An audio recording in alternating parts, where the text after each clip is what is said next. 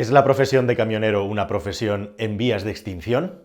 ¿Qué tal, mis queridos amigos? Bienvenidos a un nuevo viaje en el cascarón de nuez. A esta profesión habría que sumarle la de taxista y tantas otras profesiones que requieren del guiado de un ser humano sobre máquinas y que parece que están en retroceso. Y no es solamente por el camino hacia la robotización y la automatización del transporte, que también, sino porque la presión sobre los costes, los bajos salarios y las nuevas ideas e igualmente también las nuevas expectativas de la gente joven hacen que cada vez menos personas quieran trabajar en determinados sectores, en determinadas profesiones, que además no van teniendo relevo según van jubilándose los más veteranos e igualmente también tienen sobre sus cabezas un hacha, una guillotina, que es, como digo, el progreso, la robotización, puesto que hay multitud de empresas que están trabajando justamente para eliminar el factor humano específicamente en el mundo del transporte. Y este problema y esta solución tecnológica es justamente a lo que se están enfrentando ya algunos países y entre ellos el que ha llegado más lejos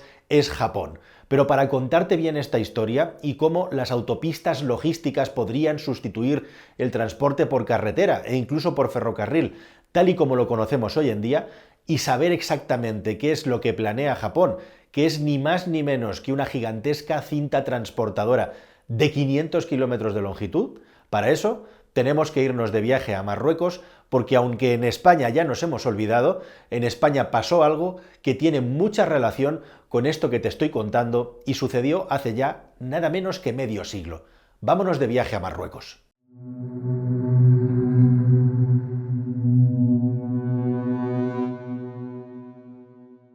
Bueno, parece que todo gira alrededor de Marruecos, ¿verdad? En los últimos tiempos en España ha habido también un debate y polémica importante con el asunto de la importación de camioneros de Marruecos y la convalidación de una parte de sus permisos de conducir para conducir camiones por la presión de la patronal del transporte precisamente ante la carestía de trabajadores. En Japón se calcula que de aquí al año 2030 más de un tercio de los camioneros van a desaparecer porque se van a jubilar y no van a tener relevo. Concretamente se habla de una cifra del 36% de la profesión, acercándose peligrosamente a la mitad. ¿Y cómo reaccionar? Bueno, pues hay un punto en Marruecos que se puede ver incluso desde Google Maps, desde el satélite, que marca el paso de lo que puede ser el futuro. Y me estoy refiriendo, por supuesto, a una de las minas más grandes de fosfatos del planeta Tierra, Fos Bukra, la mina en la zona de Alauín, que tiene en su interior una obra de ingeniería verdaderamente curiosa. Una cinta transportadora que tiene casi 100 kilómetros de longitud, concretamente 98 kilómetros de longitud,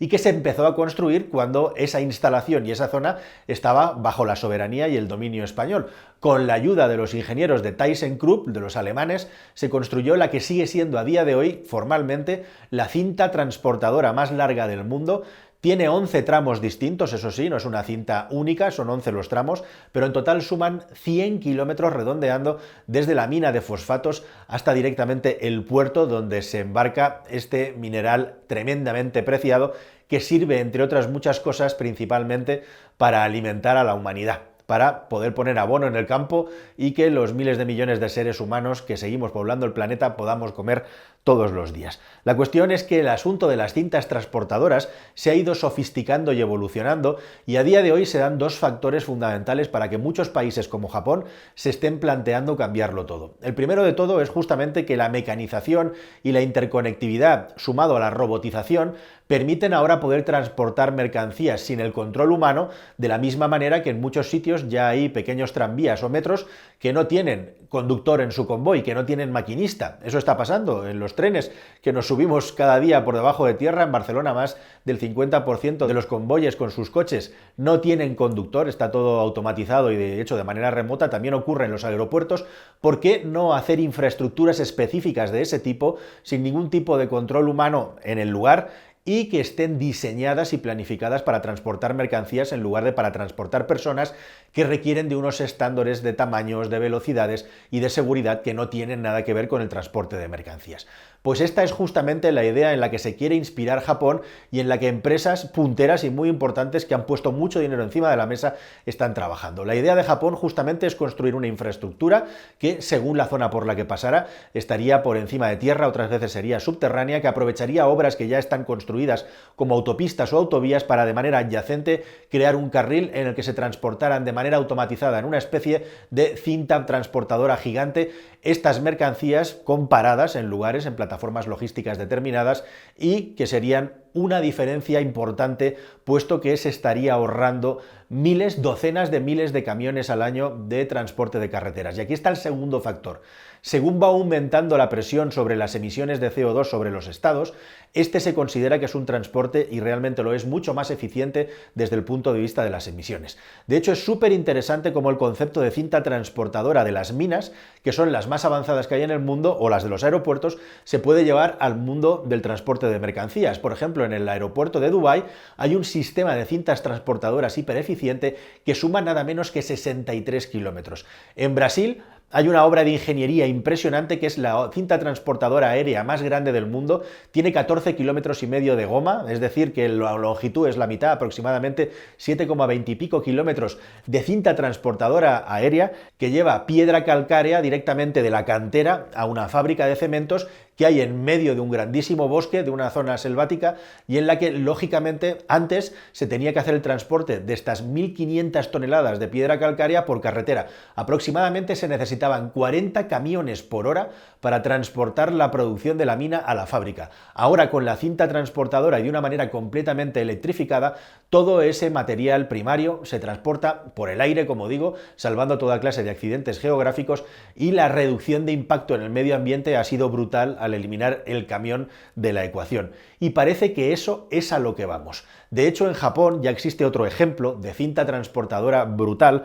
concretamente en la montaña de Torigata, la Torigatayama, que es una cinta transportadora impresionante igualmente también, que tiene una longitud nada menos de 23 kilómetros igualmente desde el punto de explotación hasta la plataforma logística, en este caso donde se transportan ya a las distintas regiones donde se venden los minerales. Y vinculado con todo esto, y el proyecto de Japón, que quiere estar terminado en su primer tramo, por cierto, para el año 2034, hablamos de Tokio hacia Osaka, hay otros proyectos en Europa sumamente interesantes y potentes. Hay dos específicamente en los que me gustaría detener, porque estos están incluso más avanzados que el de Japón. Suiza, que podríamos decir que es el país de los inventos y de los inventos locos igualmente, tiene un proyecto en una empresa que se llama Cargo Systerrain, en el que básicamente lo que se construirían son túneles subterráneos con un diámetro de unos 6 metros aproximadamente, lo justo, para que cupieran unos transbordadores, unas lanzaderas eléctricas que irían moviéndose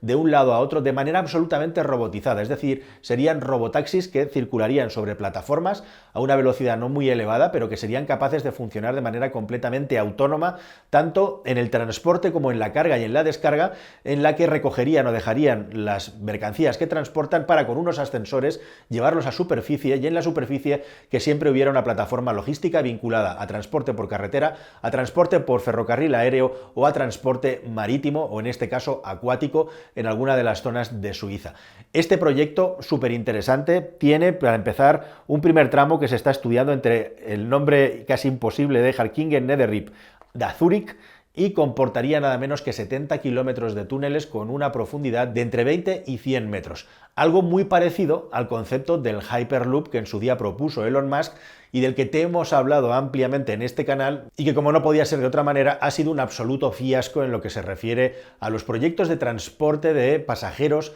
por estos tubos de vacío, por estas cápsulas levitantes, porque verdaderamente los costes de poder construir una infraestructura así de una manera completamente insegura sobre que si pudieran funcionar para transportar personas vinculados a la velocidad y a los tiempos que ya existen con otros medios de transporte más eficientes, es completamente absurdo e inviable llevar un gran medio de transporte o crear una gran infraestructura de transporte de personas con la tecnología de Hyperloop. Pero ¿qué pasaría si esta tecnología tuviera una segunda vida o se pudiera aprovechar todo el aprendizaje que tenemos para el transporte de mercancías, efectivamente? Bueno, pues aquí salta la sorpresa, porque resulta que hay una empresa que ha estado desarrollando una tecnología muchos años en Estados Unidos y que ha saltado por temas del dinero y la financiación a los Emiratos Árabes Unidos. Y resulta que esa empresa está capitaneada, tiene un CEO español, de nombre Andrés de León. Y ese señor Andrés de León está trabajando en un proyecto que se llama Hyperloop TT, Hyperloop Transportation Technologies, es decir, una aplicación del concepto del tubo de vacío de Hyperloop, pero para el transporte de mercancías. Y después de muchísimos años de trabajo y de haber puesto muchos millones encima de la mesa, la empresa se vanagloria de tener ahora mismo 800 ingenieros trabajando, han firmado un acuerdo por el cual hay una licitación en Italia, en la región del Véneto, en la que se va a construir esta tecnología para poder transportar mercancías. La idea justamente es, como digo, aprovechar todo lo que se ha aprendido y se ha desarrollado del Hyperloop, es decir, transportar unas cápsulas por unos tubos de vacío, de manera que eliminamos en buena parte la resistencia del aire para poderlas acelerar a mucha más velocidad y con mucha menos energía, para hacer un transporte urgente de mercancías que sea alternativo a los aviones y, por supuesto, al transporte por carretera. Lo potente o lo importante de esta empresa, aparte de que ellos proclaman públicamente que están preparados ya y tienen la tecnología lo suficientemente madura para construir esta infraestructura, vamos a ver si es verdad. La cuestión es que ahora lo relevante es que hay cliente. Como digo, la región del Véneto en Italia, donde se han licitado aproximadamente 800 millones de euros para poder poner en marcha esta obra. Una obra que, como os podéis imaginar, nos suscita muchísima curiosidad y estamos deseando ver si esto finalmente se pone en marcha, se pone en construcción, y si así es, aquí en el canal del Cascarón de Nuez tendrás puntual información y te iremos contando cómo se desarrolla el proyecto, como siempre, para lo bueno, para lo malo, si realmente funciona o no. Así que expectantes, y con este punto lo dejamos en todo lo alto, un punto en el que, como digo, la suma de la falta de interés o la falta de suficientes incentivos como para que la gente haga de camionero, de taxista, de albañil, de mecánico, está provocando un verdadero trauma, un verdadero quebradero de cabeza en los centros y en las empresas donde estos servicios se desarrollan, y por el otro lado de la balanza, el desarrollo tecnológico trabaja para eliminar esos puestos de trabajo que al mismo tiempo no están siendo ocupados por las generaciones que tendrían que relevar a las que se van jubilando. ¿Qué es lo que va a pasar con todo esto? Bueno, pues lo iremos viendo en los próximos años, pero mientras la tecnología madura llega y se hace realmente rentable, la situación en estos sectores, y lo sé porque hablo con empresarios y con gente que trabaja en ellos, es verdaderamente traumática. Nada más, queridos amigos, espero que toda esta historia y este viaje por el mundo, encontrando algunas de las obras más llamativas vinculadas, te haya parecido interesante. Recordad que tengo un tercer canal que se llama el canal Manual, donde hablamos más de inversión, de empresa y de actualidad, y nos vemos en un próximo viaje aquí en el Cascarón de Nuez. Suscríbanse si no lo han hecho ya. Hasta el siguiente, adiós.